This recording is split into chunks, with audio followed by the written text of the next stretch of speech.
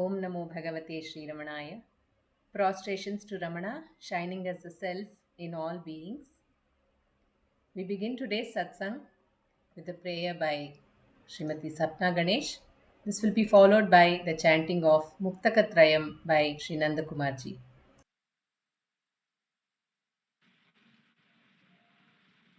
Dakshinamurti Sarambam Shankaracharya Madhyamam Ramanacharya Paryantam Vande Guru Paramparam Vande Guru Paramparam Vande Guru Paramparam Shuklam Bharadaram Vishnum Shashivarnam Chaturbhujam Prasannavadanam Dhyayet Sarva Vignopashantaye Angikam Bhuvanam Yasya Vachikam Sarvavangmayam Aharyam Chandrataradi Tam Namah Satvikam Shivam Om Namo Bhagavate Shri Ramanaya. Namo Ramana to everyone.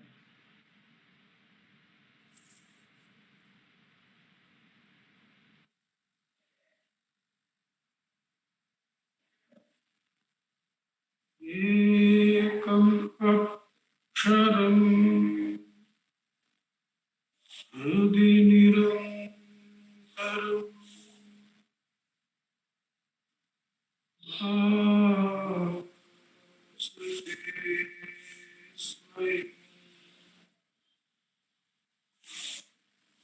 Likyate Katham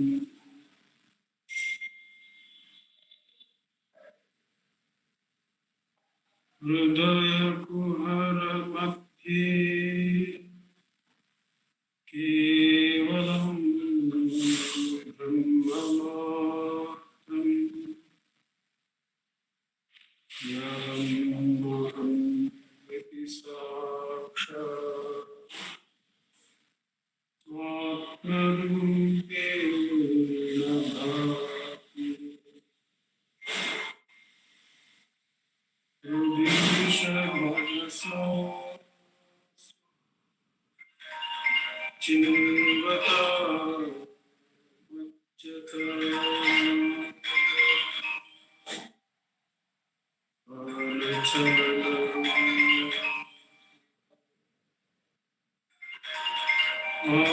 Atmanishto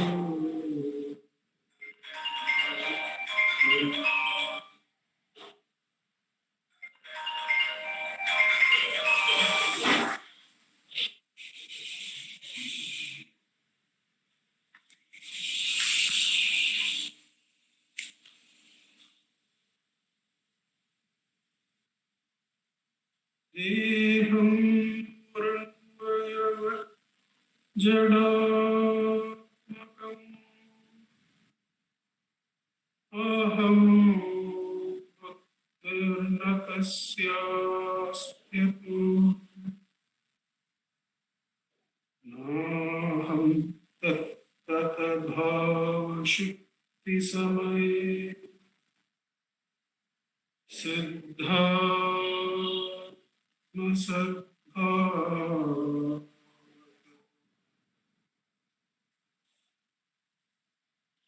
Om Bhavata Suto Radhiya Drishtatmanishta Mano Soham Spurtitaya Arunachala Shiva Purno Vibhati Swayam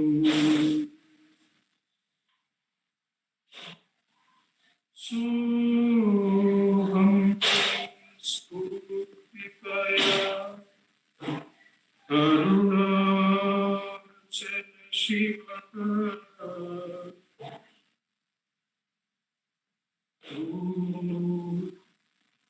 Vibhavji Swayam.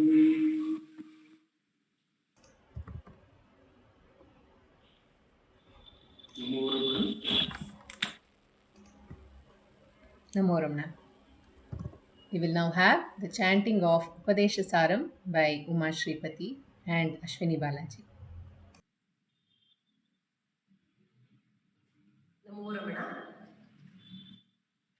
Vayurodhanat liyate manat jalapakshivadrodasadanam chittavayavas-chitviyayutah shakayordvayi shaktimulaka laya vinashane ubhayarodhane layagatam punarnavati namritam pranavandana लीनमानसम् एकचिन्तना नाशमेत्यदा नष्टमानसो उत्कृष्टयोगिना कृत्यमस्ति किं स्वस्तितिं यथा दृश्यवारितं चित्तमात्मना चित्वदर्शनं तत्त्वदर्शनं मानसं तु किं मार्गणे कृते नैव मानसं मार्गार्जवात् वृत्तयस्त्वहं वृत्तिमाश्रिताः वृत्तयो मनो विद्यहं मनः अहम् अयं कुतो भवति चिन्वत ऐव तद्यहं निजविचारणम् अहमिनाशभाज्यमहन्तया स्फुरति हृत्स्वयं परमपूर्णस.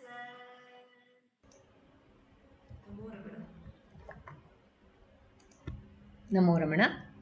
We will now be presenting 4 songs from Ramananjali Sangeetam.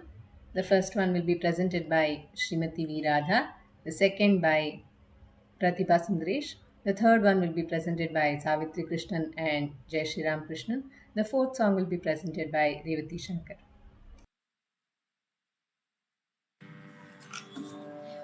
Namo Ramana to all. Today I will be singing a song written by Sri Shuddhananda Bharati and the music is by Sri L. Krishnan.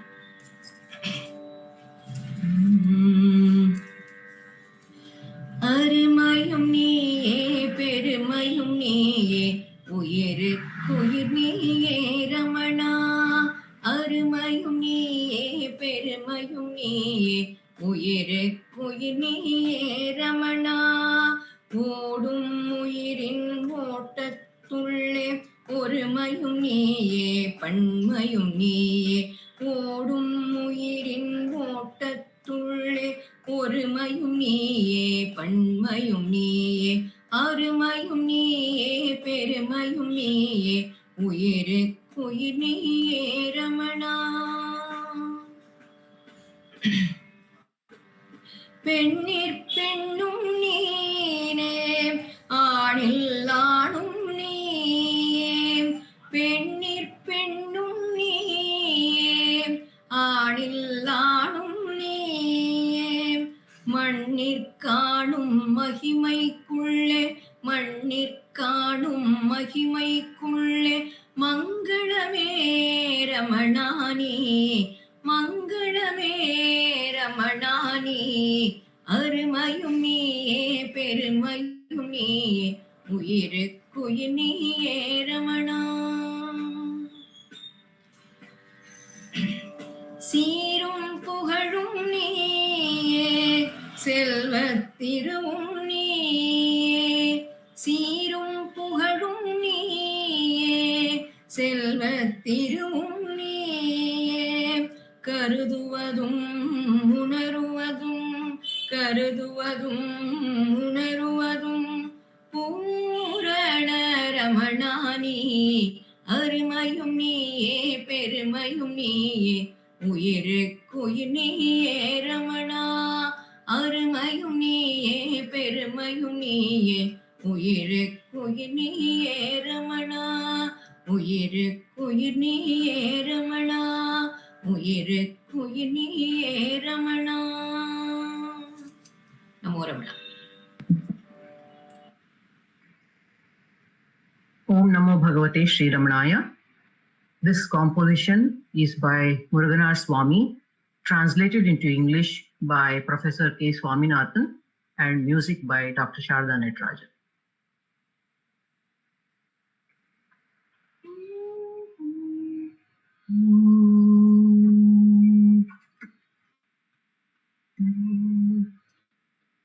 Both male and female far yet near, mountain huge and atom small, pure spirit he whose sidelong glance has made me see the truth invisible.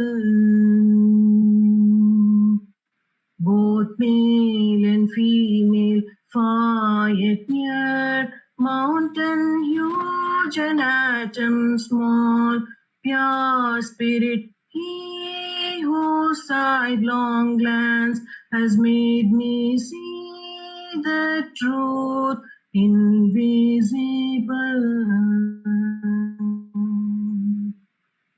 And hear the dancing music of his feet, and hear the dancing music of his feet, and hear the dancing music of his feet. For he has got within his heart and carries in his cosmic dance this gem. What extravagance of grace! What extravagance! What extravagance! What extravagance of grace to hold me in this bliss, both mine and his, together and apart.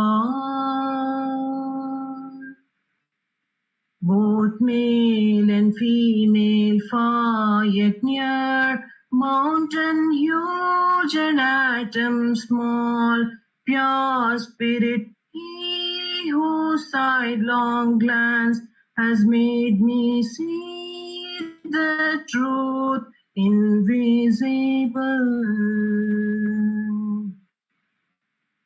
Your grace it was I stumbled to your feet, your love that raised me up and made me yours. Your grace it was I stumbled to your feet, your love that raised me up and made me yours. Chosen to serve, though not for service meet, untutored save by grace that from you pours. Untutored save by grace that from you pours. Both male and female far yet near, mountain huge and atom small, pure spirit he whose sidelong glance has made me see the truth invisible. Both male and female far yet near, mountain huge and atom small, pure spirit he whose sidelong glance has made me see the truth invisible. Invisible. Invisible. Om Namo Bhagavate Sri Ramanaya. Ramanaya, Ramanaya, Ramanaya Namo. Ramanaya, Ramanaya, Ramanaya Namo. Parishubhra Jnana ke nilayada Guruve Pada ke mudibhai Nandanne koduve Ramanaya, Ramanaya, Ramanaya Namo. Ramanaya, Ramanaya, Ramanaya Namo. Ramanaya Namavemba Bhavadura Mantra Nanimba Hammannu Suduvanta Tanta. Ramanaya, Ramanaya, Ramanaya Namo. Ramanaya, Ramanaya, Ramanaya Namo. Shivarupi Tattva ke Kundaiva Vallabh Bhavadas Gada Suduva Shri Kalpataruvu. Ramanaya, Ramanaya, Ramanaya Namo. Ramanaya, Ramanaya, Ramanaya Namo.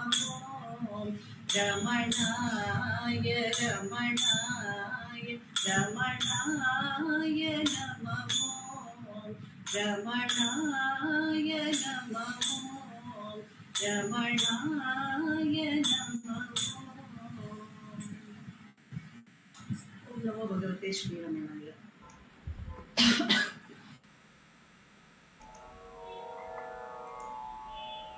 Om Namo Bhagavate Sri Ramanaya.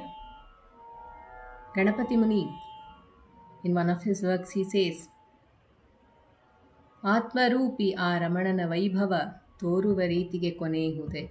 Is there an end to praise that form of Ramana, that name of Ramana, who is none other than the Self? He is manifest as Ramana. The Self has manifest as Ramana. Likewise, Y.V. Venkateshwar Rao, in his song, he says, can I present you in any way? Because I am not capable of presenting you, being this limited form, being this limited name, being this limited entity. But your grace has made me into so many things. I am not a singer, but you have made me sing.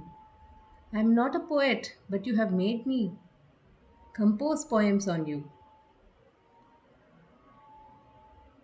And once I think of you, you have given me your own state. You have shown me the path of mukti and given me your own state. And any difficulty, once if I remember you, if I call you Ramana, with so much of compassion, you are present for me all the time. Even when I am not present for myself, you are there for me. And I am such an ordinary person. I am such an ordinary soul. Even without doing any kind of sadhana, you have chosen me and you have given me so much of grace. And you have made my mind into a achanchala vastu. The mind is said to be called as a monkey, but that monkey also Bhagavan has made a silent one, without any movement. I have been thinking that this body is me, this limited form is me, But you have taken out that Maya from me and you have shown me the right path. I only have many doubts, I only have many imaginations, but whatever you speak are Upadesha. I only keep putting applications to you, give me this, give me that. But once you decide, that is the Adesha which you give for me. So many difficulties, one after another, it keeps coming like a wave. But when you are there in the life of a devotee, you destroy all the darkness and give us light and peace. Presenting to you a song written by Y.V. Venkateshwar Rao, music by Dr. Rajkumar Bharti. Ramana ninu prastutimpa taravaguni varadimpa Ramana ninu prastutimpa taravaguni varadimpa Ramana ninu prastutimpa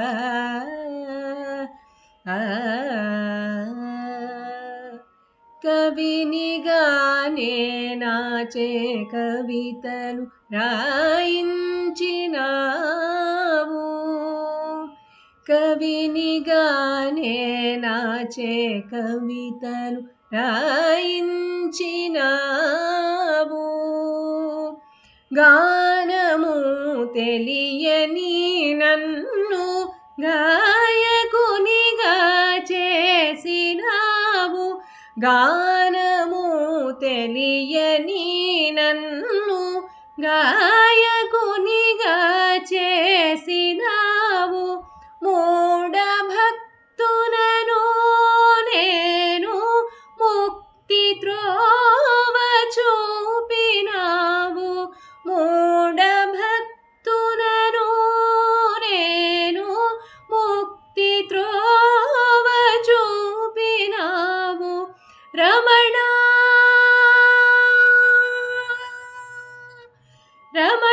రమణాని పిలువగానే కరుణ చూపి కాచినావు రమణాని పిలువగానే కరుణ చూపి కాచినావు రమణ నిను ప్రస్తుతింప తరవగూని వారగింప రమణ నిను ప్రస్తుతింప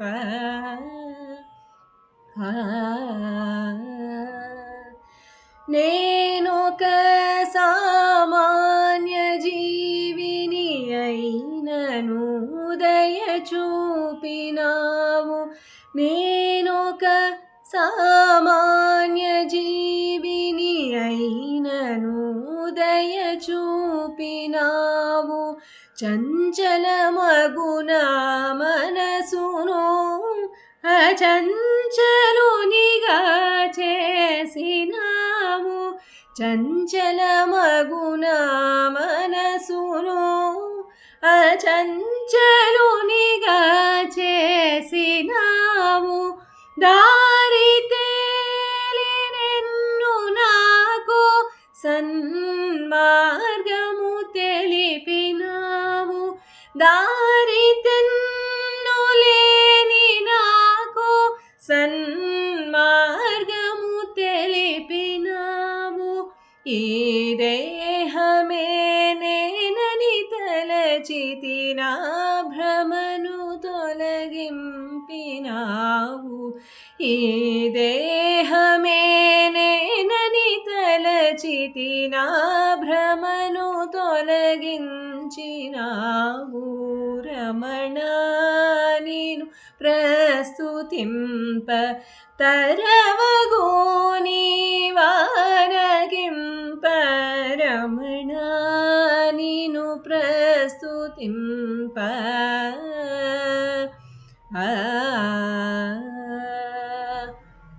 ఊహాపోహలు మావి ఉపదేశములు మీవి ఊహాపోహలు మావి ఉపదేశములు మీవి అభ్యర్థనములు మావి ఆదేశములు మీవి అభ్యర్థనములు మావి ఆదేశములు మీవి కలతలు మలతలు మావి అలవోకగ తొలగింపువు కలతలు నలతలు మావి అలవోకగ తొలగింతువు రమణ మా చీకటి లోకమునకు కాంతి శాంతి దాతవీవు మా చీకటి లోకములకు శాంతి కాంతి దాతవీవు రమణ నీను ప్రస్తుతింప తరవగు నీవానదింప రమణ నీను ప్రస్తుతింప తరవగు నీవానదింప రమణ నీను ప్రస్తుతింప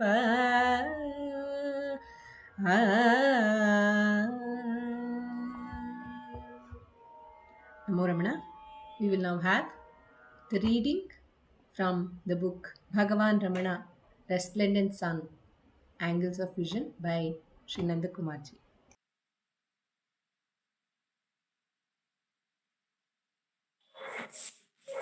Namo Ramana. In this, the book reading segment of the Satsang, we continue our reading from Bhagavan Ramana Maharshi, the Resplendent Sun, Angles of Vision by our founder president, Shri A.R. Natarajanji. We have been reading one of the final few articles. The article is entitled Sadguru Ramana's Guidance by Rajagopal. We are halfway through, so we continue our reading. More guidance. The author has been taking us through many experiences as he has practiced self-enquiry. More guidance. Some thoughts which I felt should be obeyed, like find out who sleeps and wakes. I obeyed, and I had another set of consequent experiences. The experience is as under. In trying to find out what sleep is and who sleeps and what is left after a person goes to sleep, an attempt was made to watch carefully before sleep came. For about 6 days, it went suddenly into sleep, and after that, it found that though it went suddenly into sleep, the waking stage, which also had been sudden before, was slowly getting gradual, and that the thing that was watching the sleeping stage was also watching the waking stage also. Sometimes when thoughts stopped, watching would be on breathing, and it almost stopped near the heart.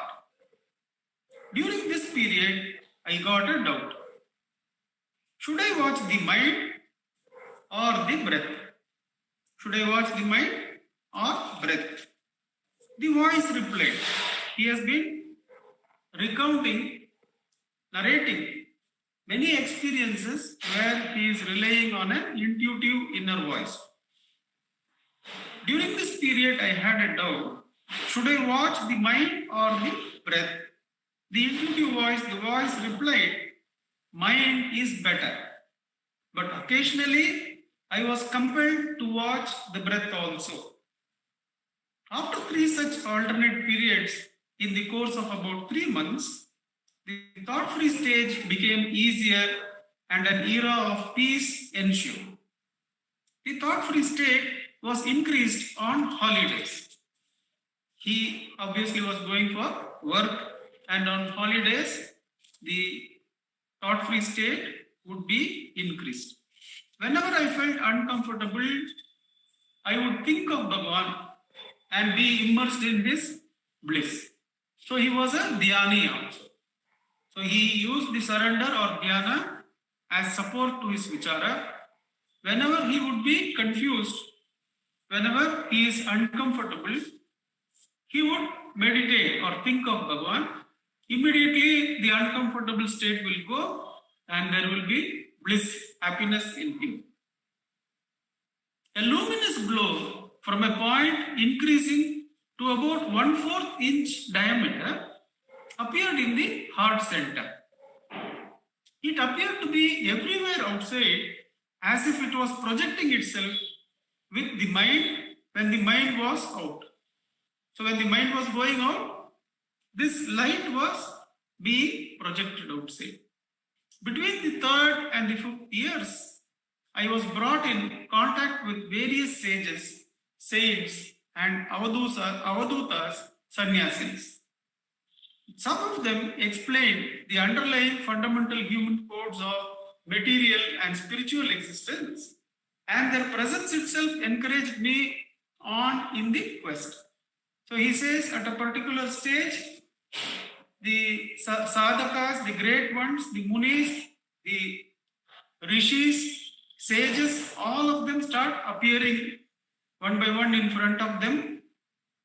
They also explain some of the nitty-gritties of creation, but mainly their very presence helped in this sadhana, he says. It is too big for me to be put down here. All those experiences are too big to be put down here, such as why the codes have been formed and why all the chaos, calamities, miseries were brought about by some fundamental deviations of those codes on account of wrong, egoistic and partial biases, ignorance of codes, laws, etc. So he seems to get some ideas as to why there is chaos in this world. But all those thoughts also have to be erased in Atma Uchara, because the truth is there is only Ro. 2 more years passed. The quest continued with fitful, joyous spells, making the body laugh and dance. Sleep became less and less, and the recouping force which used to be obtained in sleep had to be replaced by a thought, I am the power of the universe, when instantly I got endless energy to pursue the quest. So when he would become tired, he would remind himself that I am the power of the universe. I am the Atma Shakti, and that would immediately give him energy to continue the vichara. Food became less and less. Once a limitless thunder was heard. Since then, outside sounds seemed to have no effect. Evidently, the plane of power of the speed of sound had been passed. The body got light as if floating. A concrete effulgence of bliss incarnate appeared attached to the middle of the spine, desiring to come to the heart center, and some force reached it, shook it up and down and sideways till it got detached and dropped in the heart center. A new blissful sensation starting from the heart, spreading over the entire body, went on for some months. The puja and japa had meanwhile dropped off. Then the bliss also was overcome by the quest. The Anandamaya Kosha is also being crossed by Uma. Some superconscious experiences, like recognizing the speech and thought of animate and inanimate objects outside, vision of petals and flowers, and alphabets in various parts of the body occurred. These were brushed aside by the quest. So when such siddhis would appear, they were put aside by for whom is this ability to hear the speech and thought of animate and inanimate objects. Near the end of the 5th year, the interest in work began to reduce. A word went around that I was getting mad, encouraging sannyasis and sages who had no business in cities. I thought this was perhaps nature's camouflage to obstruct enquiries after truth.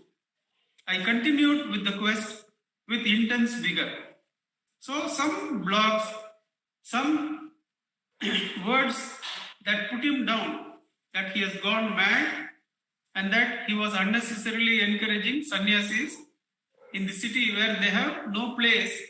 All these words are going around and they come back to him and he feels it is nature trying to block his sadhana.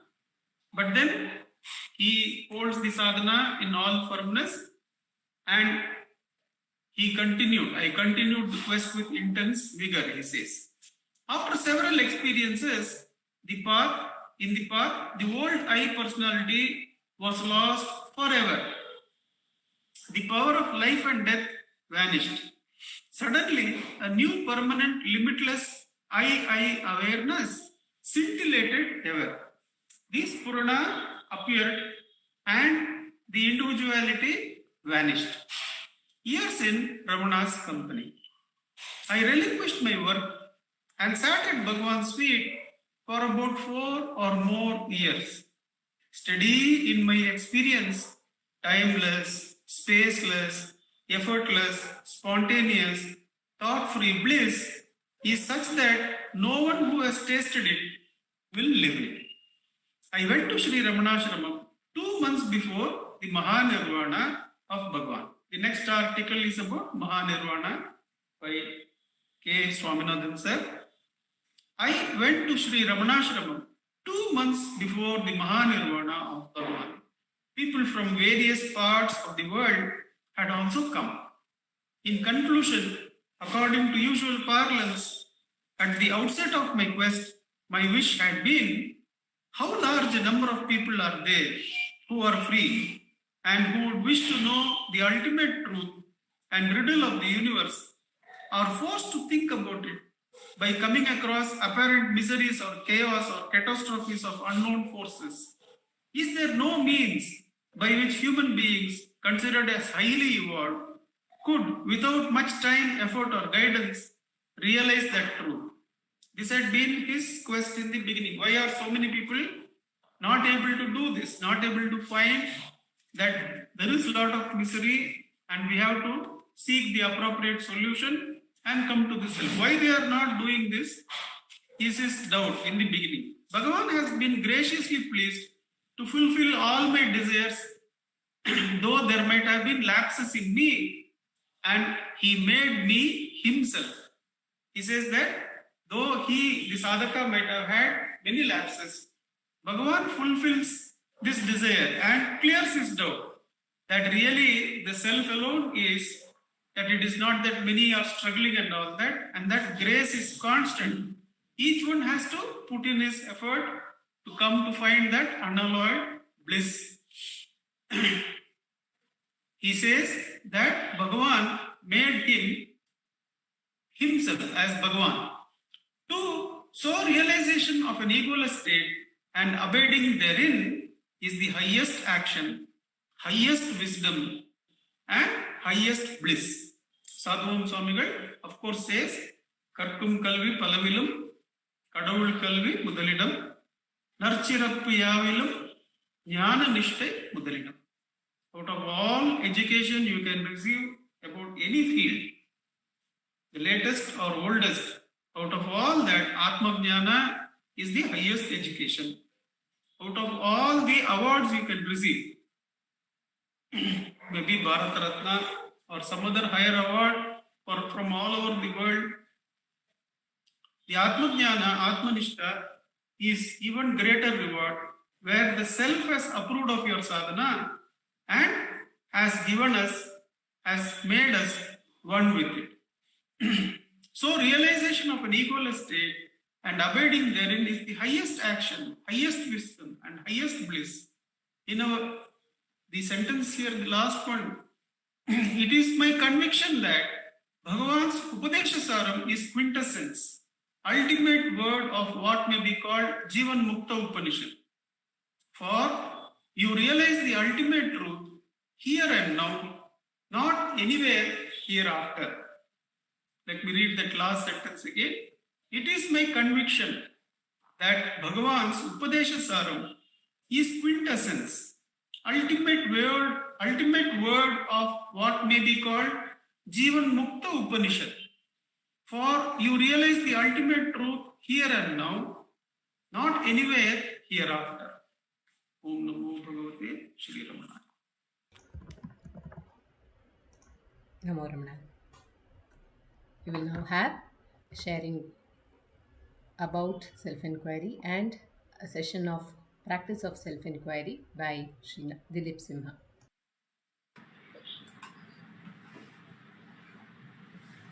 Namo Ramana.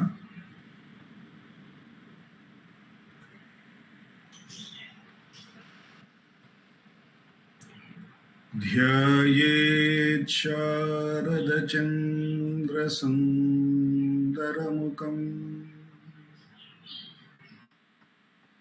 ताम्रारविन्देक्षणम् भक्ताभीष्टवराभयप्रदकरम् कौपीनमात्रोज्ज्वलम् स्वात्मानन्दरसानुभूतिविवशम् सर्वानवद्याङ्गकम् श्रीमन्तं श्रीरमणीश्वरं गुरुवरं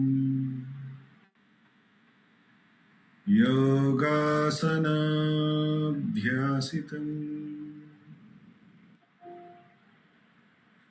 ध्यायेत् श्रीरमणीश्वरम्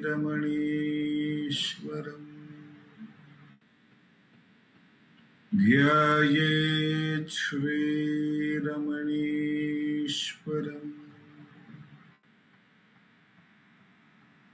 ध्यायेत् श्रीरमणीश्वरम्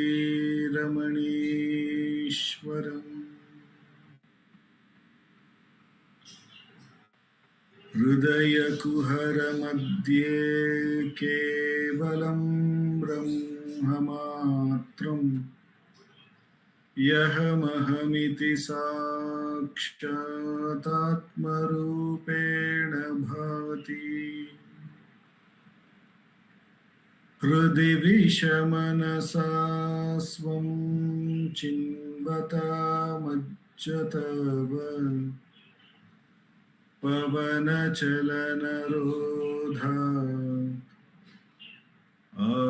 आत्मनिष्ठो भवत्वम्. We will commence the Atma Vicharam by listening to Bhagavan's Upadesham. And I will be reading his Upadesham from the book Guruvachika Kovai from the chapter Experience of the Truth.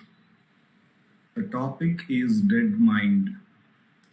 Verse 924. I affirm that even when the mind ceases to function as thought, being assuredly exists. That being abides forever as the temple of consciousness bliss, even though it apparently comes into existence at a favorable moment, prior to which it apparently remains concealed. The same verse can be translated as follows. I declare that even when the mind, in the form of thoughts, ceases to function, something remains. That something is the reality.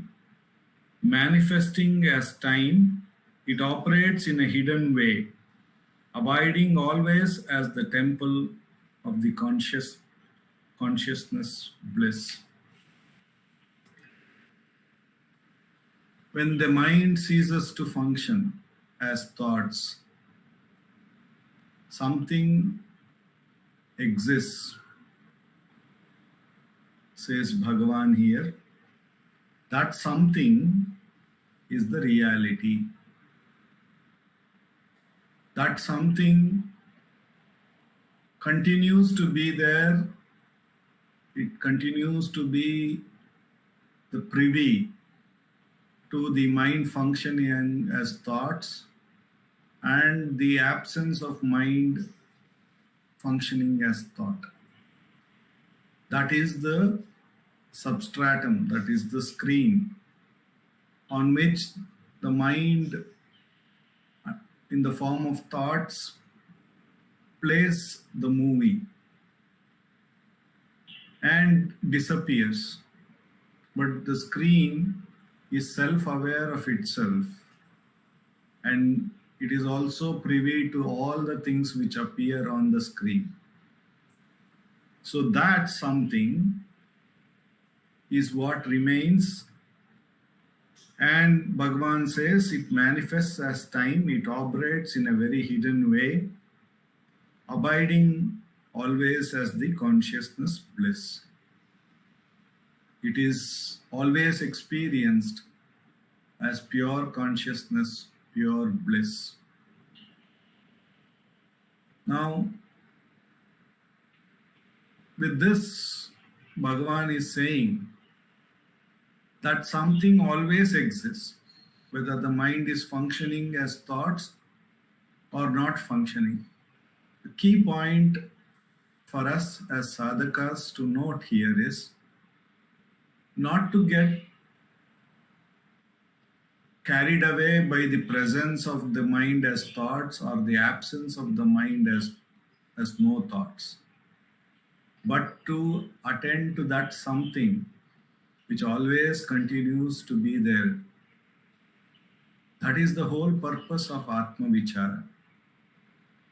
When the thoughts rise, that is, when the mind rises in the form of thoughts, Bhagavan asks us to inquire to whom is this, recognize it is for me, and further inquire who am I, what do I refer to as I.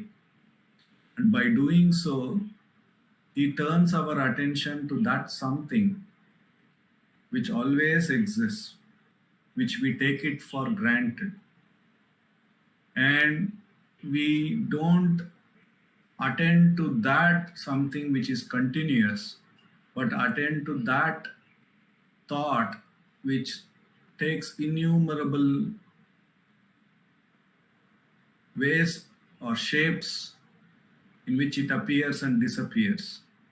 And we get bewildered by the inconsistencies of its appearance and disappearance.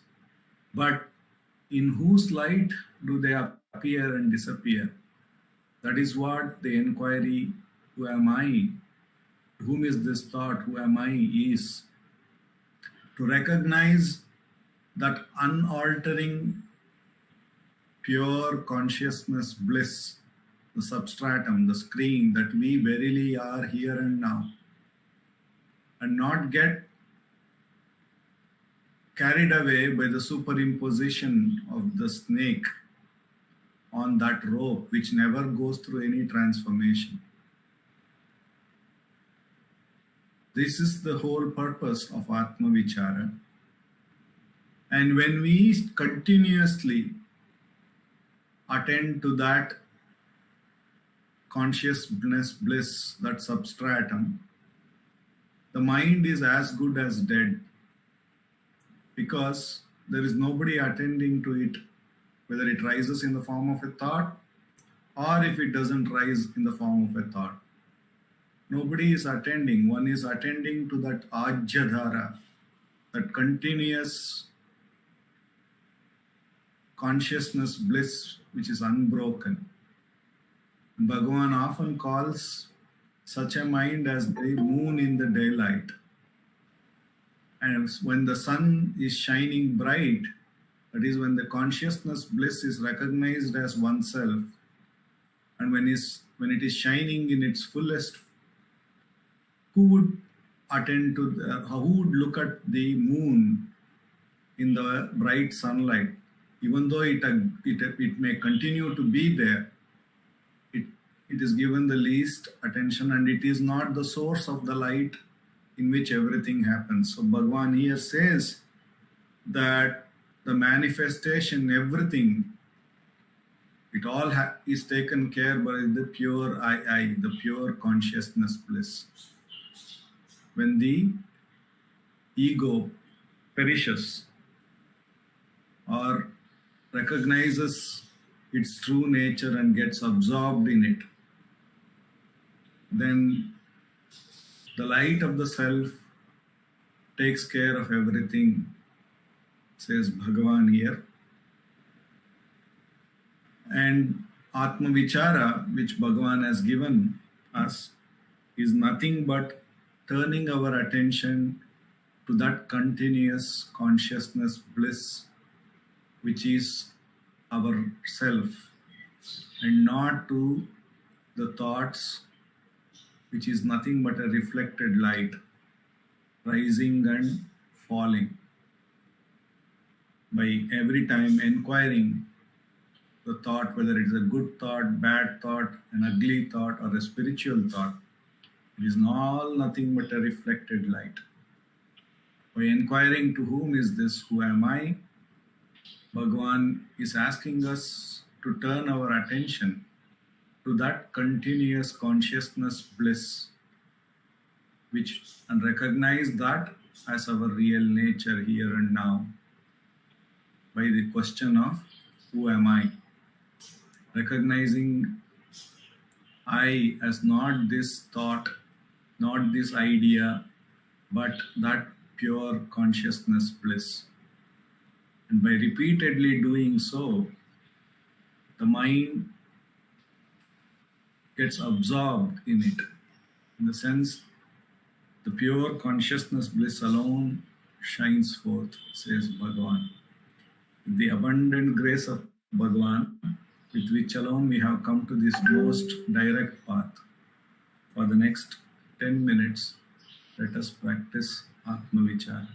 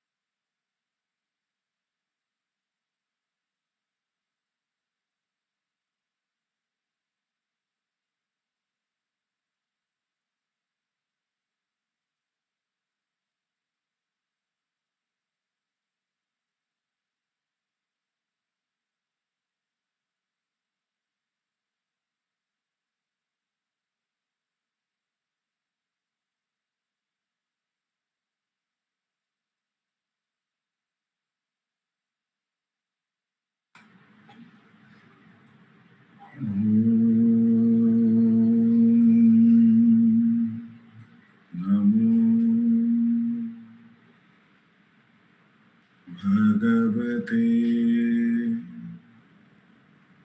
Shri Ramanaya.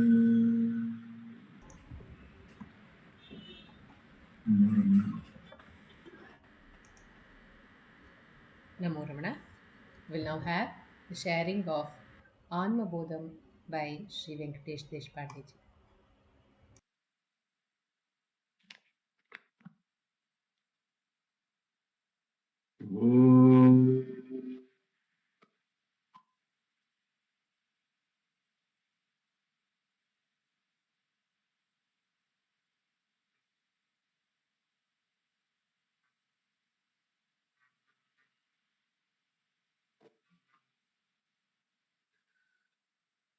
Om Sahana Bhavatu Sahano Bhunaktu Sahaviram Karvavahai Tejasvinavadhitamastu Ma Vidvishavahai.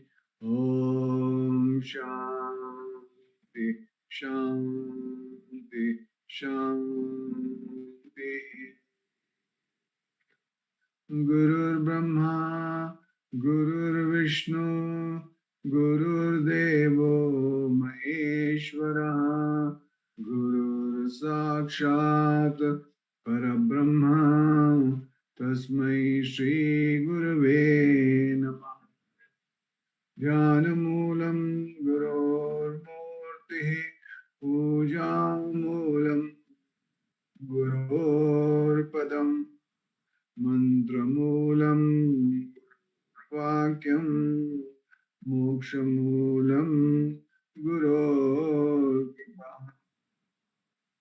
Mokshamulam Guru. Namo Ramana. We're doing Manana on Atma Bodha. We do a little recap of the verse 19. To the non-discriminating, Atman appears to be active when the sense organs are functioning, just as the moon appears to be moving when the clouds are moving. Atman has been described as a detached witness of the activities of the mind, body, and intellect.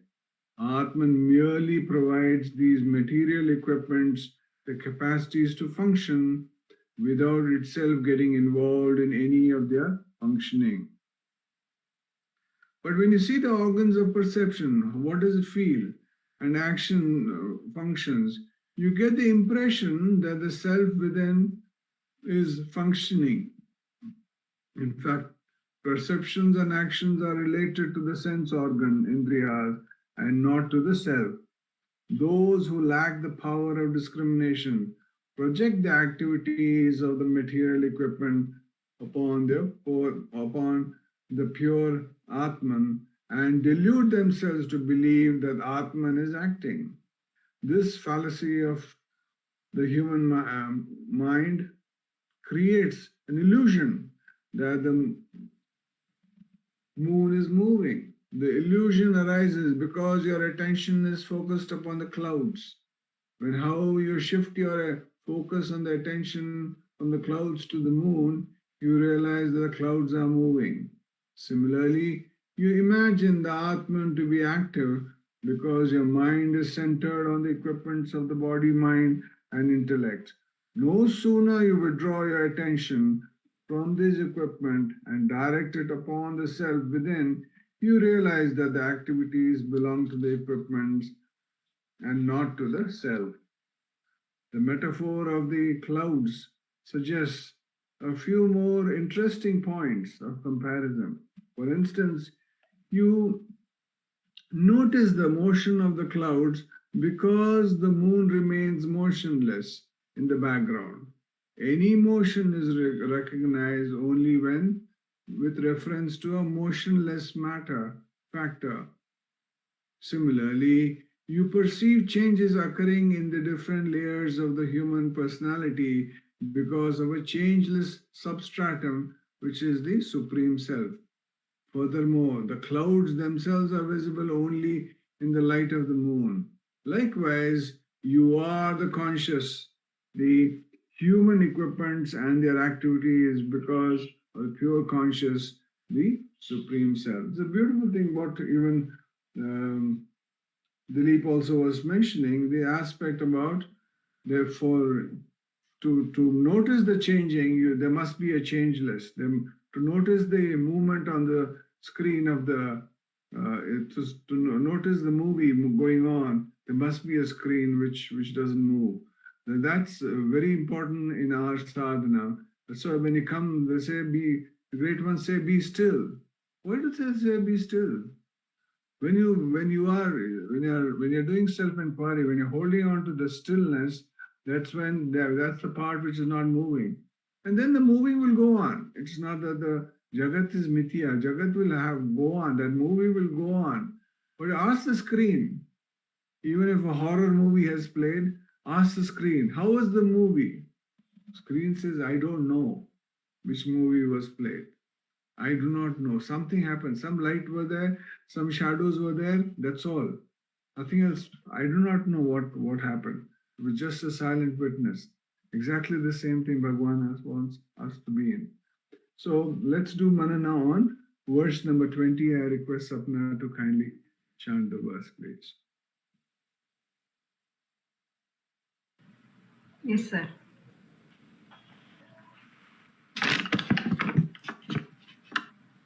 आत्मचैतन्यमाश्रित्य देहेन्द्रियमनोदियः स्वक्रियार्थेषु वर्तन्ते सूर्यलोकं यथा जनः आत्मचैतन्यमाश्रित्य देहेन्द्रियमनोदियः स्वक्रियार्थेषु वर्तन्ते सूर्यलोकं यथा जनः. Thank you, sir. Thank you very much. The body, sense organs, mind and intellect perform their respective activities depending upon the vitality of Atman, just as men are activized in the world of the sun. The sun is the life-giving force in the entire universe. Without it, there will be no warmth at all, and consequently no life on earth. As the rays of the sun fall upon the earth, the entire flora and fauna are thrilled into activity and life. Similarly, in the presence of the Atma alone, the body, senses, mind and intellect function in their respective fields of activity. In either case, the animating principle remains pure and uncontaminated by the animation generating from it. The sun may illumine a deed of kindness or an act of cruelty, but it is unaffected by either of them. Read this, very important. The sun may illumine a deed of kindness or an act of cruelty, but it is unaffected by either of them. Likewise, the Atman illumines the perceptions, emotions, and thoughts, but none of these expressions, righteous or unrighteous, affect the Atman in any way. Now, if we really look what Bhagavan is trying to tell us in this, like if you see Ganga is flowing, how is Ganga flowing? When you go and stand in Ganga, where are you standing on? You are standing on the unmoving. Just think for a second. We go and put our feet, we want a firm grip, firm hold on the ground so that we can experience Ganga. But has anybody thought about that unmoving, that the ground below, the Mother Earth below Ganga? Nobody thinks about that. They are looking at the Ganga that is flowing, continuously flowing. But there is something which is stationary below that, because of which Ganga is able to flow. Imagine if that was also flowing, if that was also moving. Then you could never stand in Ganga. Imagine if you go into Ganga and the bottom part of the earth also was moving, continuously moving. That's what they call sometimes when you go to to the beach. It's called quicksand. That means the ground is all, the water is moving and the ground is also moving because the sand under your feet is also moving. So you can't even stand at that point. You fall down. So Bhagavan says a very important thing. So in everything, wherever there is movement, there has to be something stationary. So he says, so what do you see? What do you associate with yourself with? Do you associate yourself with the moving, which is the clouds? Or do you associate yourself with the moon, which is stationary? Now, if you continuously watch the clouds, they'll come and go. They'll come sometimes dark clouds, sometimes white clouds, some the big, small, some bring rain, some don't bring rain. So it's like that. The mind is like that. It continuously thoughts are coming in and going out, coming in and going out. But there's something behind that. How are they able to recognize the movement of these thoughts? Think about it. The same perception like you have between the moon and the clouds. How are you able to make out the movement of the mind? Because there is something stationary. Because there's something, that's why you're able to make out the movement. So Bhagavan says, hold on to that which does not move. Then what happens to the movement? Movement will go on. It's not that you will stop the movement. Movement will go on. The clouds will keep moving. Ask the moon. What will moon says? Moon says, I am just shining. The light of the sun, I am shining. Clouds are coming, clouds are going. Like it's when nowadays it's cloudy. Is the sun there or not? It's a question you need to ask yourself. Sun is there. Only we don't see it because of the covering. The same thing is happening for us. The self-atma is there, shining. But because of these clouds, these thoughts, these vasanas, these vicharas, these continuous things that are going, they're like clouds coming, some dark clouds, some bright clouds, all are coming, and they're covering up the self. So when you inquire what happens, you're asking about the reality of these clouds. Are these clouds really real or not? Only rainy season they seem to appear. The summer season they are not there. Winter they may be stationary, not much of rain. So Bhagavan says the very important thing in our sadhana is to understand. It's just a different angle of vision, that's all. When you inquire, then you hold on to that which doesn't move. You become still. You hold on. When you go onto Ganga, your feet are where? You get your feet properly grounded, so that you're not under, mud is not there under you. It's all strong. And then you go and then you have a bath in Ganga. Exactly the same thing. The same logic prevails everywhere. Important thing is, we have to continuously do self-enquiry and be with the stillness. Om Namo Bhagavate Shri Ramanaya. Namo Ramana. Namo Ramana.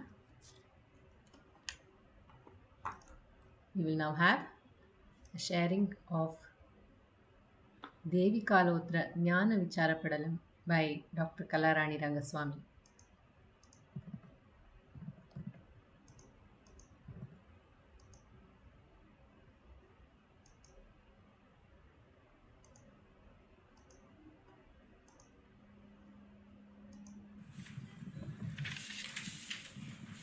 Om Namo Bhagavate Shri Ramanaya. Arunachalamena agame ninaipavar agatte veraruppai Arunachala. Namo Ramana to all. With the abundant grace of Bhagavan, we are meditating on Devi Kalotra Jnana Vicharappadalam, very graciously given to us by Bhagavan in Tamil. In the last satsang we saw a mumukshu who aims only for mukti need not give importance to the regular Veradas, Japa, Nama Sankirtana, Tirthayatra, and so on. Because these karmas are performed with the mind. Only when there is a mind, there comes the thought of doing japa, yoga, etc. But a mumukshu has to turn his mind itself inside and try to reach its source. The prana, mind and ego all arise from one source. And if one merges in its source, the other two also merges in that source. In the next two stanzas, Bhagwan also emphasizes the same statement. Samaya acharame chatrumindri tallai. Just ignore the acharas that has to be followed by the religion to which he belonged. Because along with the birth of a person, there comes the caste religion. Along with that, he is taking birth in the same particular religion and caste, so it is very much necessary and inevitable that he has to follow that. In some cases, it becomes very strong. I remember one of my father's friend's house was very near to Kapaleshwara temple in Chennai. His father sold that house and got a new house far away from Kapaleshwara temple. The reason he said was, I am a Vaishnavite. I don't want to hear the Sai Shiva temple's bell that too early in the morning. He said, it is like my death bell. People are there with strong fanaticism. So Bhagwan says, leave behind all these acharas. Why? All these acharas, karmas, will put one into trouble. That is the bondage. Samadamam kanmam talayai amayuman sangarpamum vigarpamum jadi dharumam charnda sangatayam thurattalle. When one does karma, it is absolutely necessary that he has to experience the fruits. Okay, good or bad, the fruits are being enjoyed. That is not the end. That's the problem. The karma done by the person will induce him to do more and more karma so that he will be drowned in the karma sagara. It is very difficult to come out of that sagara.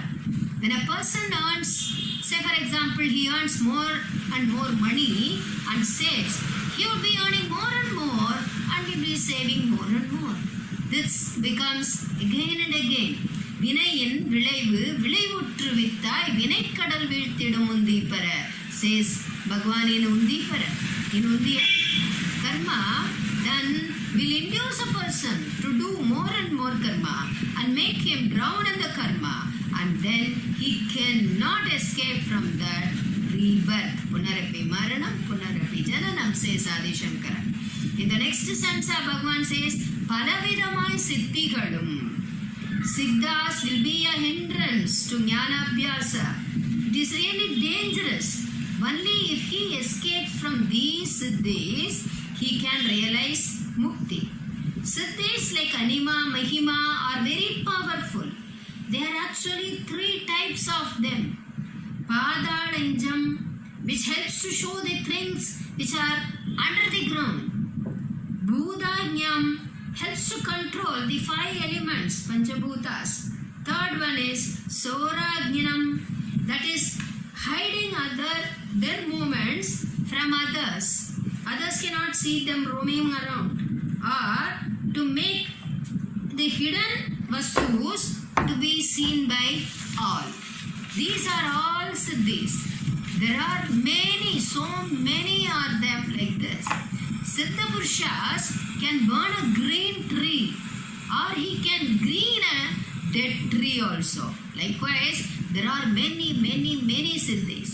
Bhagavan says, once sadhaka is caught into these siddhas, it is very difficult for him to come out. So, the mind of the sadhaka should remain away from these siddhis, though it comes and fall on him. பலவிதமாய் சித்திகளும் பாதாள முன்பால் இங்கும் ரசாயனமும் என்ப உலகில் பிரத்யட்சமாகவே பெற்றாலும் சாதகன் உள்பற்றல் உருக்கவே.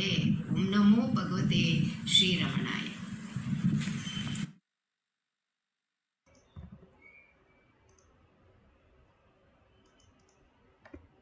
Namo Ramana. We will now have the sharing of Ramana Chatvarimshat by Sri Ujwal Jagadeesh.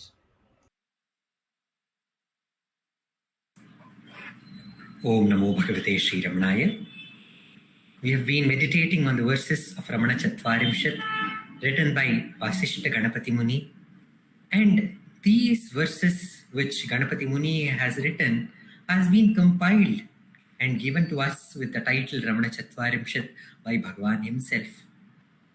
And in this set of verses, Ganapati Muni describes, O Ramana, for you compassion is not a quality because it is your true nature. Na karuna guna ramana tava vidampate ramana hridayate jasa ramana sahaja paivate. Na karuna guna tava vidampate hridayate jasa sahaja paivate. Tava tanurjvala tyanaga vidyuta tava drigatata lasati bhasvata kabalitam mana tava vibho hridi tava vibho hrida tvamasi santatam vilasito muda kabalitam manas tava vibho hrida tvamasi santatam vilasito muda karune gunavalla ನಿನಗೆ ಒಡೆಯನೇ ಹೃದಯದಿ ಹೊಳೆಯುವ ಸಹಜ ಸ್ವರೂಪವೇ ನಿನ್ನ ಮಲದೇಹವು ಮಿಂಚಂತೆ ಹೊಳೆವುದು ನಿನ್ನನಂತ ನೋಟವು ರವಿಯಂತೆ ಮಿರುಗುವುದು ನಿನ್ನ ಮಲದೇಹವು ಮಿಂಚಂತೆ ಹೊಳೆವುದು ನಿನ್ನನಂತ ನೋಟವು ರವಿಯಂತೆ ಮಿರುಗುವುದು ಪ್ರಭುವೆ ನಿನ್ನಯ ಮನವ ಹೃದಯ ನುಂಗಿತು ಆನಂದದಿ ಹೊಳೆಯುತ್ತ ನೆನಿರುವೆ ಎಂದಿಗೂ ಪ್ರಭುವೆ ನಿನ್ನಯ ಮನವ ಹೃದಯ ನುಂಗಿತು ಆನಂದದಿ ಹೊಳೆಯುತ್ತ ನೀನಿರುವೆ ಎಂದಿಗೂ. Ganapati Muni, after telling, O Ramana, you are the very embodiment of Karuna. Karuna is not a quality. You are the very embodiment of that Karuna. And that very Karuna of the self, which is ever shining in all the living beings. It is that very same light of the self which appeared before the great gods, Brahma and Vishnu, as the endless column of light without a beginning or an end. And when the Vidyapati Brahma and Lakshmipati Narayana, they could not find the beginning or the end of this light, signifying that this light, which is all encompassing, all enveloping light of the self, which is there everywhere, cannot be understood by Vidya, by learning any worldly knowledge that you can get. You cannot understand this light, and you cannot understand by Lakshmi, by possessing anything in the world. You cannot possess this light which is there everywhere. When these two powers, when they surrendered to that light, at that moment that light embodied itself as the Arunachala hill, the hill of knowledge, the hill of light. And that very same hill, which was shining as the heart, people could not understand the glory of this light, the heart Arunachala. So to reveal the glory of this heart, Arunachala had to come in the human form. It was the Karuna of Arunachala which took a human form and which has come as Ramana. And Ramana's whole body is the body of light, because he is that same very mountain of light, mountain of knowledge. So Ramana's body is resplendent. It is Anaga Vidyuta, it's like the lightning. And his glance, it covers everything. It can see everything in the whole world. Nothing is away from the eyesight of Ramana, says Ganapati Muni. And then he says, "Oh Ramana, what are you doing? You have finished your mind. Your mind has been eaten up by the heart. That's why you are reveling as happiness. You are shining as the happiness. And you are eternal. You are that eternal happiness shining in the heart. Oh Ramana, you have eaten up the mind, he says here. In one instance, in one of the verses where Ramana has written in Navamanimalai, he says, Annamalayai adiyene ஆண்டகன்றே ஆவியுடல் கொண்டாய் எனக்கோர் குறையுண்டோ குறையும் குணமும் நீயல்லால். He says in this, oh Annamalai, you have taken over, you are governed my aviyum and udal. Avi udal is the soul and the body. One of the devotees told, it is usually told tanu mana dana. These are the usually phrase used when we offer something. We say, I offer my tanu mana and dana to you, oh God. We say the tanu is the body, mana is the mind, and dana is the possessions that we have. And Ramana told, I don't have dana to offer to Arunachala, and I don't even have the mind to offer to Arunachala. The only thing I have is this body and the soul. So, Avi Yudal Kondai, O Arunachala, you have governed my soul and the body.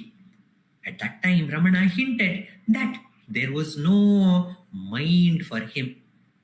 As the boy of 16, when he is describing his experience of death, he says that he lied down as if rigor mortis had said, as if his body was dead. And he did not speak anything. He did not allow any word to come out from his mouth, not even the word I. Even in that experience, Ramana does not say, talk about the mind and the thoughts. We say, I am because I think. For us, the mind is very, very important. But for Ramana, there was no mind which had to be stilled. Only the body had to be stilled. And at that moment, he realized this body is the one which dies. But I am not this dying body. I am eternal. I am that light within which is shining as I, which is deathless. That spirit, deathless spirit is me, was understood by that young boy of 16. And the boy of 16, Venkatraman, was no more. A sage of undying wisdom was born. And even later, when he came to Tiruvannamalai, there is an instance when Sheshadri Swamigal came to the presence of Ramana when he was up on the hill. And Sheshadri Swami had this siddhi of reading the minds of the devotees or the people who came in front of him.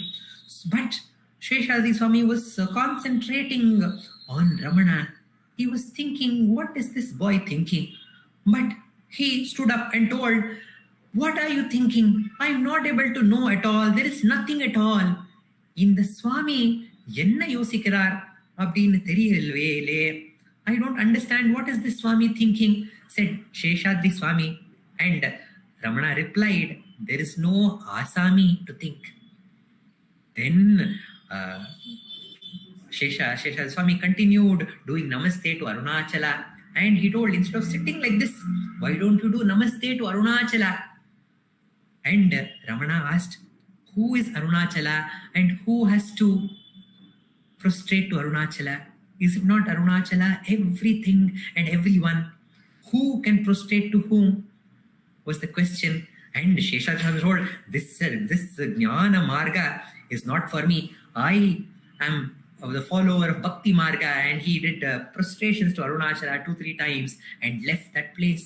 So this instance shows us that Ramana's mind was eaten up by the heart. and there was nothing to think, because Ramana had complete faith in the grace of Arunachala. He had completely surrendered himself to Arunachala. So there was nothing to think, and there was no place for the mind. If the mind was ever there, it was like, as Dileep sir explained, it was like the moon in the daylight. Such was the place of the mind in Ramana. And Ramana, not only he was ever shining in that state of supreme bliss, the eternal bliss, but he has shown us a path for all of us to get to that state, to make the mind eaten up by the heart. He says, turn your attention towards the heart with the question, who am I? The mind arises as thoughts. As soon as the thought arises, ask, for whom is this thought? And quickly turn and ask, thought is for me, then who am I? With this question, constantly turn towards the heart. And it is not by our effort, it is not by the effort of the jiva or the mind that we can understand the glory of the heart. Just like how the Brahma and Vishnu had to search for the beginning and the end of the light, Adi Mudi Illa Kana Jyoti, they had to search for that end and the beginning for long years, many yugas it is described. And when they surrendered to that light swelled up and embraced them. So Ramana says, turn towards the heart and be ever ready to be swallowed up by the heart. At one point of time, the heart will swell and it will embrace the mind and eat it up. When it is a usual example which is told, when a prey is in the jaw of a tiger, if the tiger eats that prey, what will happen to that prey? That prey also will become the tiger. If I have an ice cream in my hand, and if I eat the ice cream will become me. In the same way, when the mind is eaten up by the heart, we will become the very heart, and that heart is Arunachala, and that is not different from Ramana. So Ramana has come into our lives to bestow this, his own state, to all of us. It is described that a guru is like Parasmani. A Parasmani is a divine, heavenly gem which when it comes in contact with any metal, it changes that metal into gold. But a Sadguru is described as that Parasmani which will change when it comes in touch with any other metal. It will change that metal into one more Parasmani. So Ramana has come to make us all that Parasmani which is ever reveling in the eternal bliss and which is deathless, to make us all abide in that state. Ramana has come into our lives. Om Namo Bhagavate Sri Ramanaya.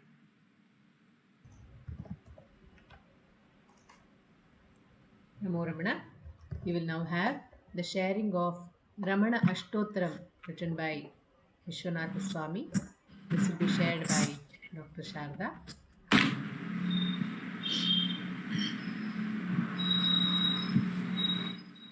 Namo Ramana.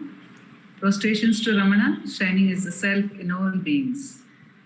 By the immense grace of the self manifest as Ramana, in this part of the satsang, we are meditating on Vishwanatha Swami's Ramana Ashtottara Shatanamavali, the 108 names by which he is addressing Ramana, calling Ramana. Of course, Bhagavan has many names. Every name is his name because he is everyone. He is the manifest, he is the unmanifest, and he is obviously the manifest. So he is everyone. Muruganar Swami says, in one song, he says, Ayiram Namata Venkatavan ஆயிரம் தோளுடையான் ஆயிரம் தாளுடையான்.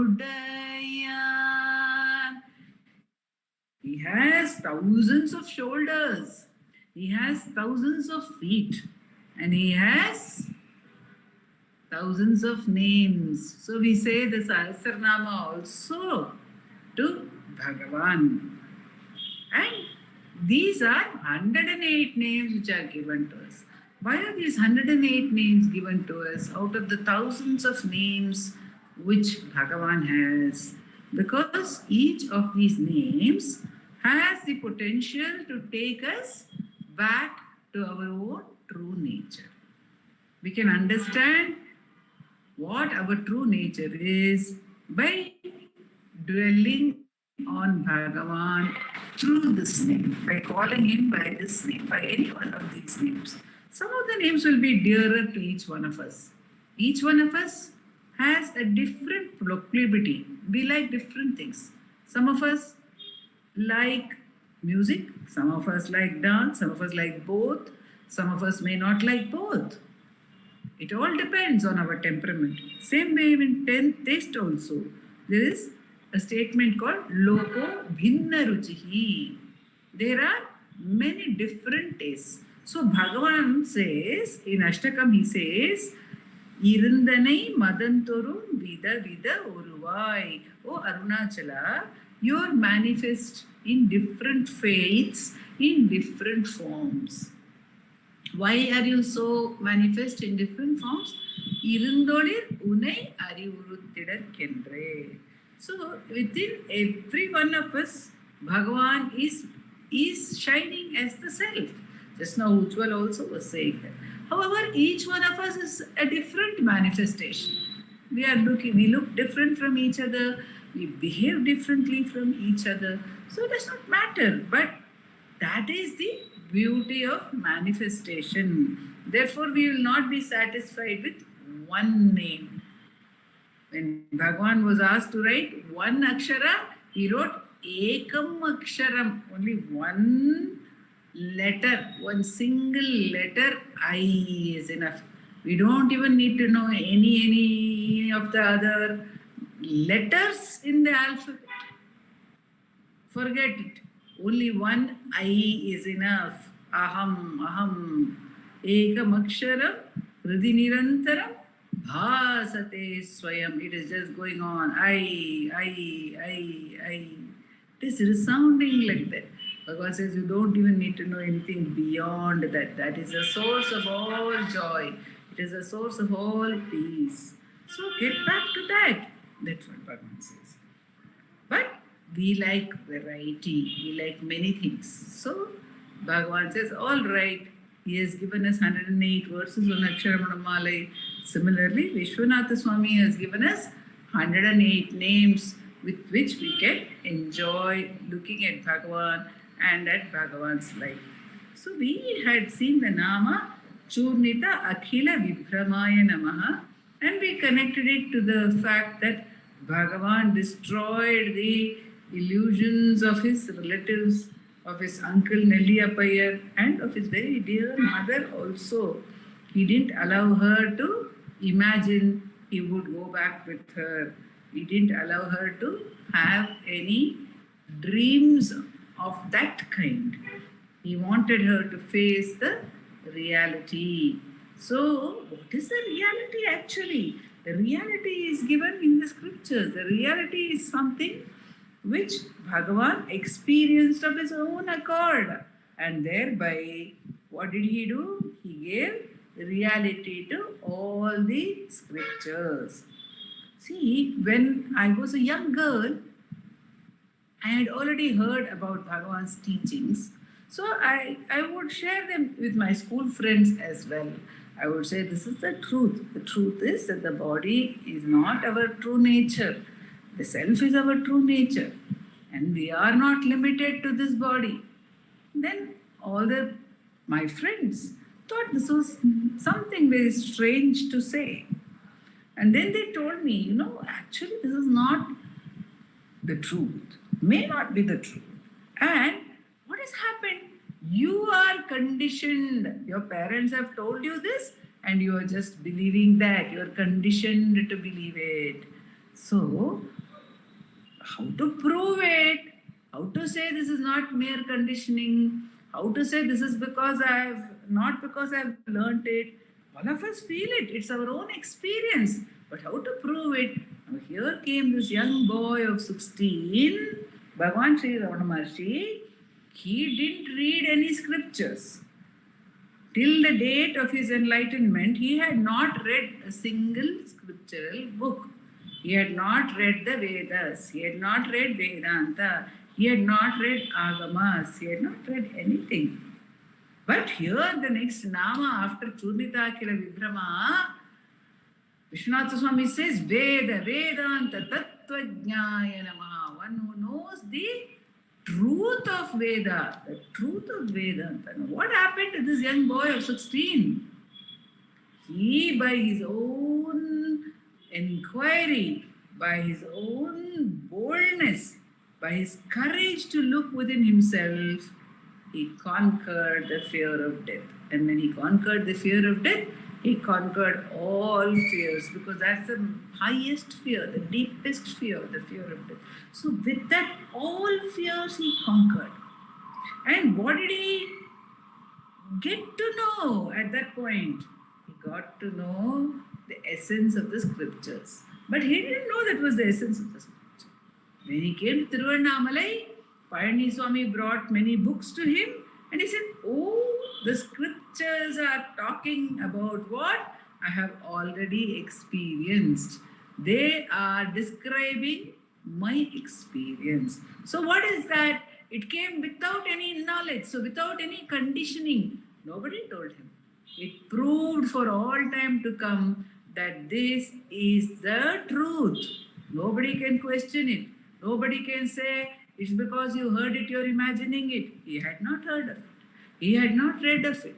He did not know anything about it. And yet, he experienced that very truth. Thereby, he established for all time the Tattva of Veda, the Tattva of Vedanta, the essence, the truth. Vedantatte verara vilangum Veda Purullarul. Bhagavan asked Arunachala, you give me the essence of the Veda. So Bhagavan was given. If Arunachala is asked, will Arunachala not give? Guhai Namah Shivaya says, Guru Namah Shivaya says that Yeded Ketalum Kodaippadamal Kudukkum Malai.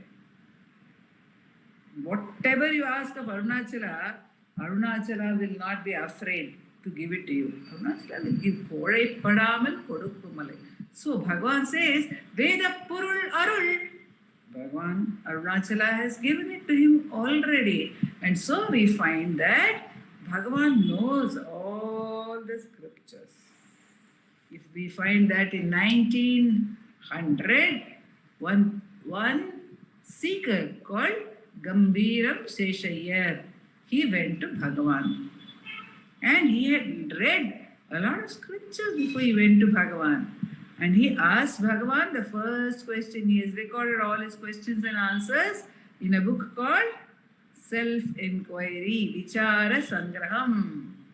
Okay, what is the first question he is asking? Master, what is the means to gain the state of eternal bliss, ever devoid of misery? I want to be happy always. There should be no sorrow in my life, ever devoid of misery. And Bhagavan begins his answer.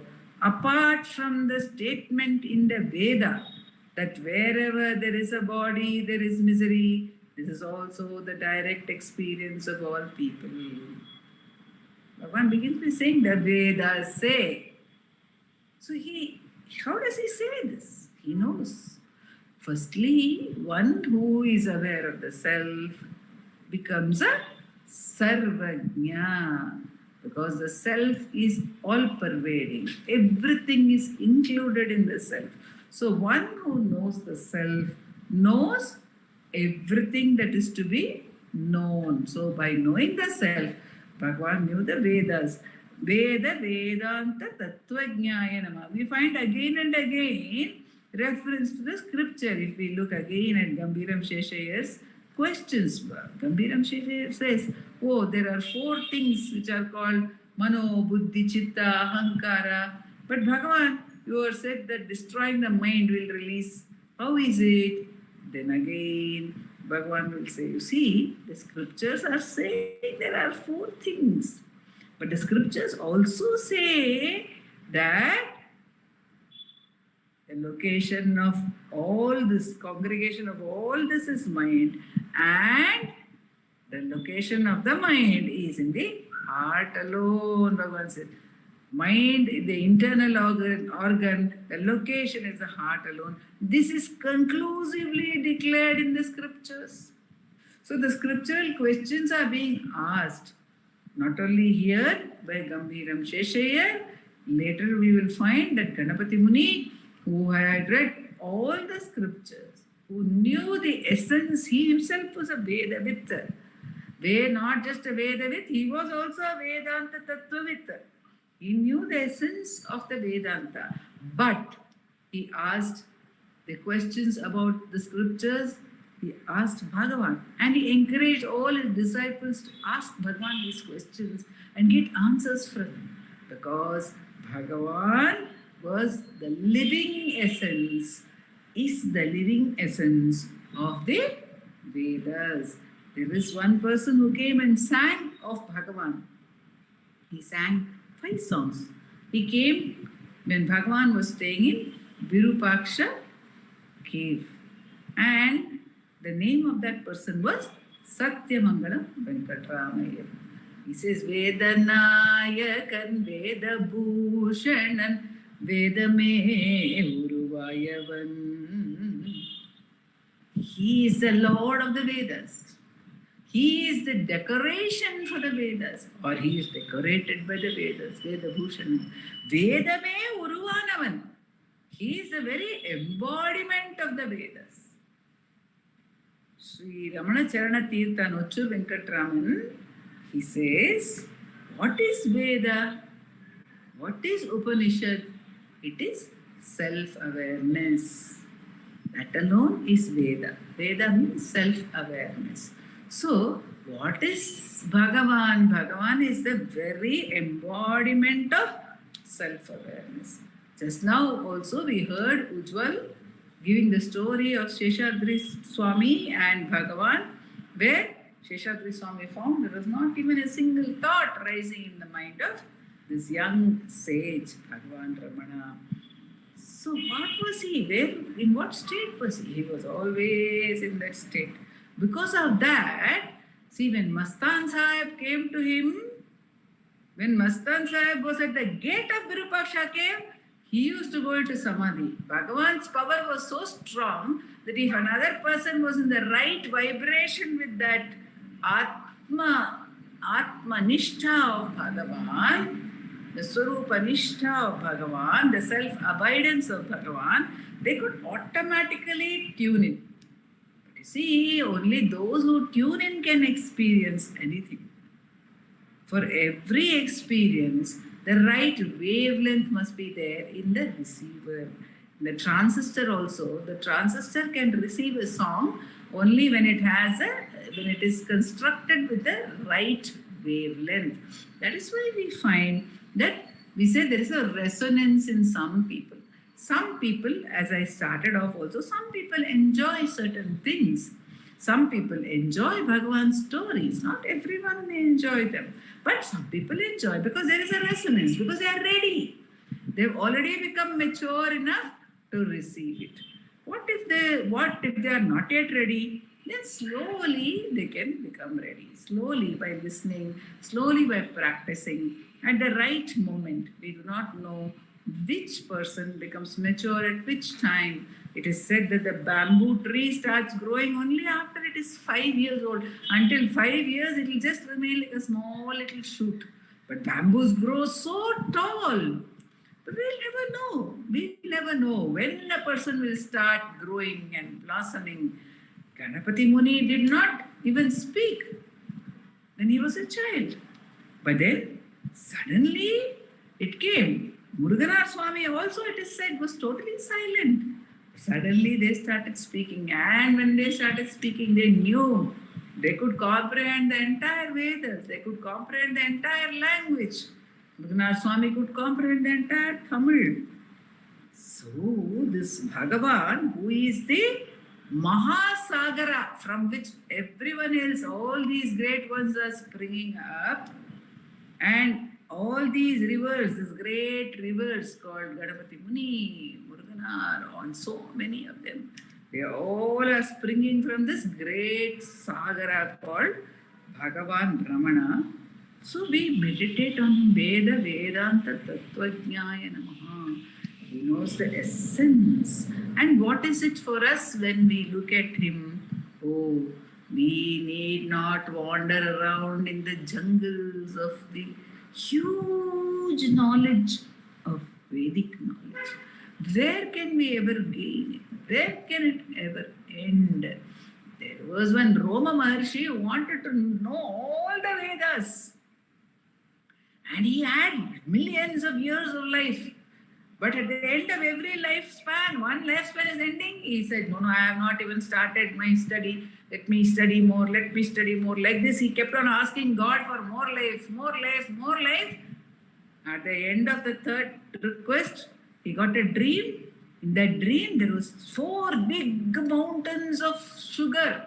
And there was a very, very, very, very, very big ant just quickly carrying the sugar and keeping it one by grain, it was keeping it near its own home.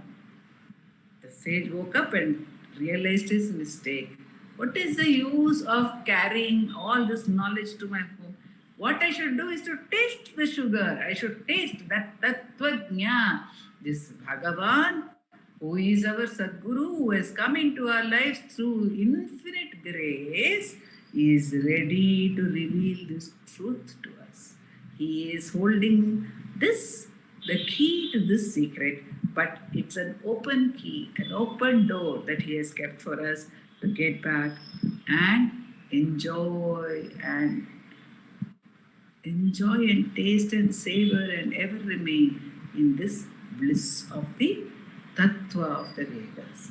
Om Namo Bhagavate.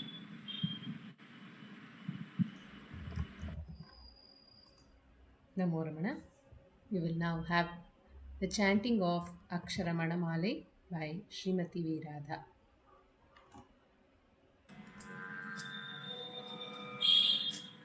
Will be accompanied by Vallabh.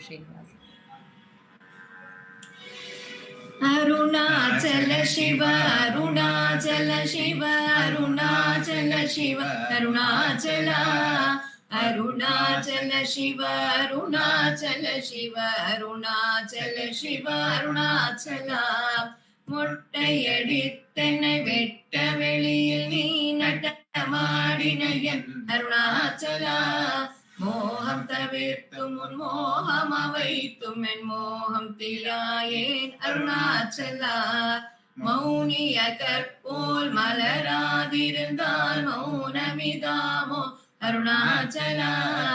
எவனின் வாயில் மண்ணினையட்டி என் பிழை பொழித்த கருணாச்சலா. யாரும் அறியாதன் மதீனை மறுக்கி எவர் கொள்ளை கொண்ட தருணாச்சலா. ரமணன் என்று உரைத்தேன் ரோஷம் கொள்ளாதென்னை ரமித்திட செய்யவா அருணாச்சலா. பகலில்லா வெறுவெளி வீட்டில் ரமித்திடுவோம் வா அருணாச்சலா. லட்சியம் வைத்தருளஸ்திரம் விட்டென்னை பக்ஷித்த பிராணனோடு அருணாச்சலாம். லாபநீக பர லாபமில் என்னை உற்று லாபம் என்றும் அருணாச்சலா. வரும்படி சொல்லிலை வந்தென் படியள வருந்திடும் தலை விதி அருணாச்சலா. வாவென்றாம் புக்கும் வாழ்வருளன்று வாழ்விழுந்தேன் அருள் அருணாச்சலா. விட்டிடி கஷ்டமா விட்டிடாதுனை உயிர் விட்டிட அருள் புரி அருணாச்சலா அருணாச்சல சிவ அருணாச்சல சிவ அருணாச்சல சிவ அருணாச்சலா அருணாச்சல சிவ அருணாச்சல சிவ அருணாச்சல சிவ அருணாச்சலா அருணாச்சல சிவ அருணாச்சல சிவ அருணாச்சல சிவ அருணாச்சலா அருணாச்சல சிவ அருணாச்சல சிவ அருணாச்சல சிவ அருணாச்சலா அருணாச்சல சிவ அருணாச்சல சிவ அருணாச்சல சிவ அருணாச்சலா அருணாச்சல சிவ அருணாச்சலா அருணாச்சல சிவ அருணாச்சலா அருணாச்சலம் வாழி அன்பர்களும் வாழி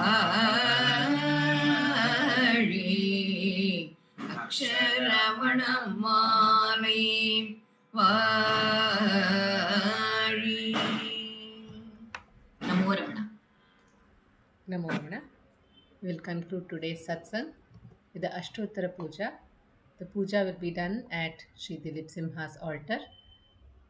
The chanting of Ashtottaram will be done by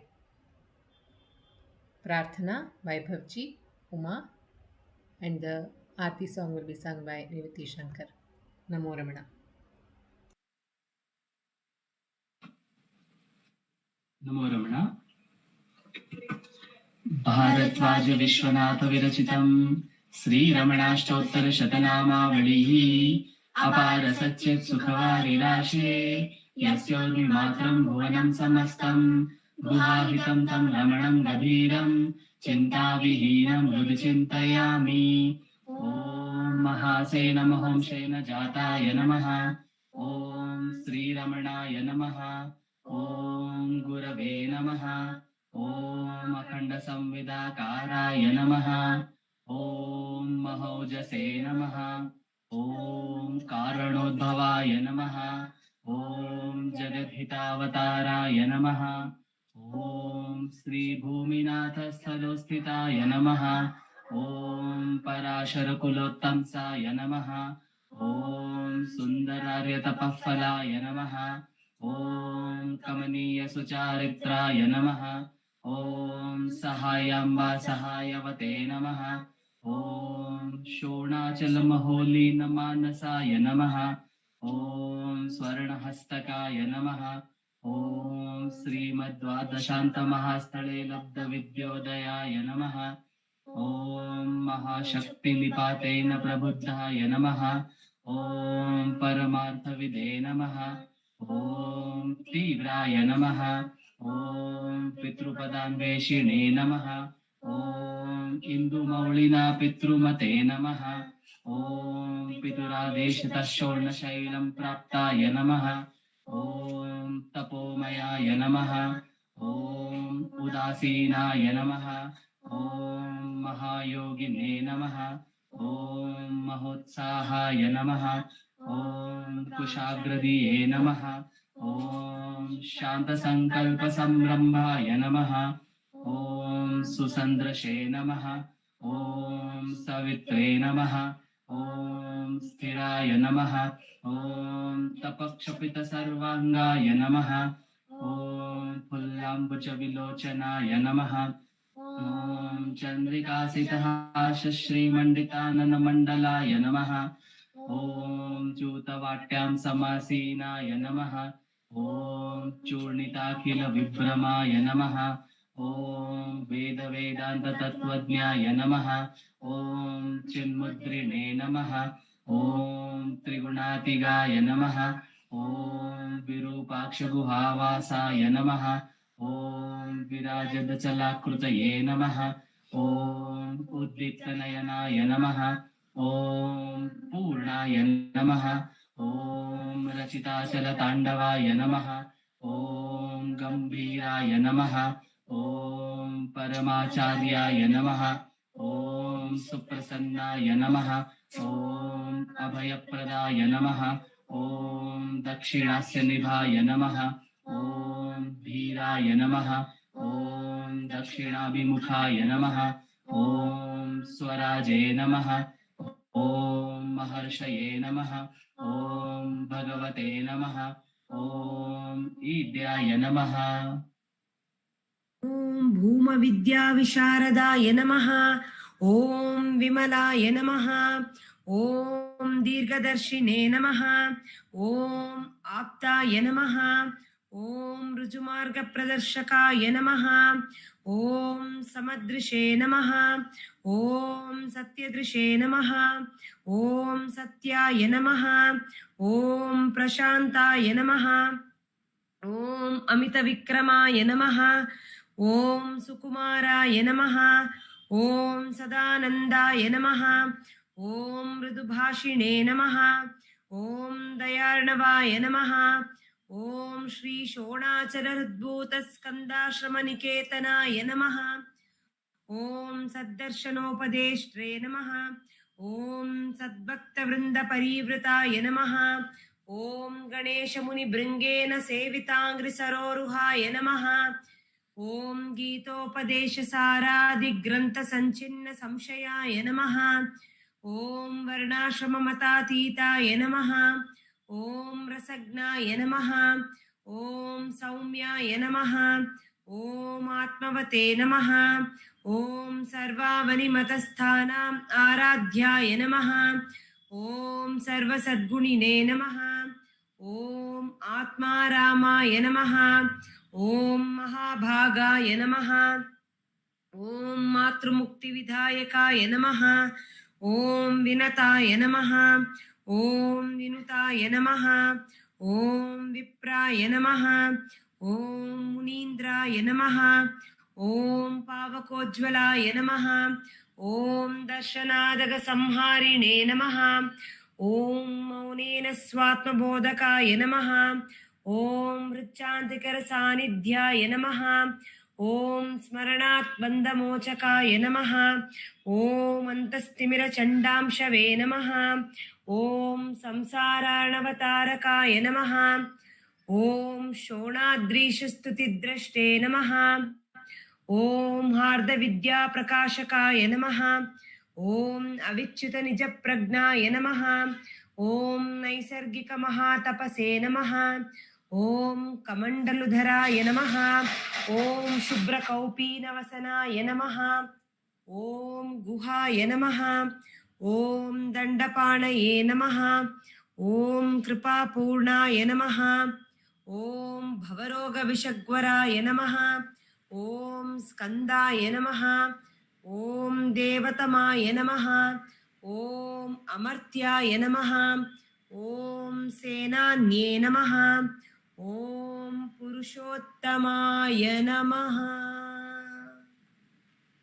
ॐ श्रीरमण भगवते नमः। अष्टोत्तरशतनाम पूजां समर्पयामि। यस्थाणोररुणाचलस्य पदयोः स्मृत्याजनिं प्राप्यत दिव्यानुग्रह सुप्रवाह विवशस्तादात्म्यभावं गतः निष्ठस्वगभीरनित्यतपसा लोकान् पुनास्येकराट् तस्मै श्रीरमणाय ते नम इदं लोकोत्तरज्योतिषे।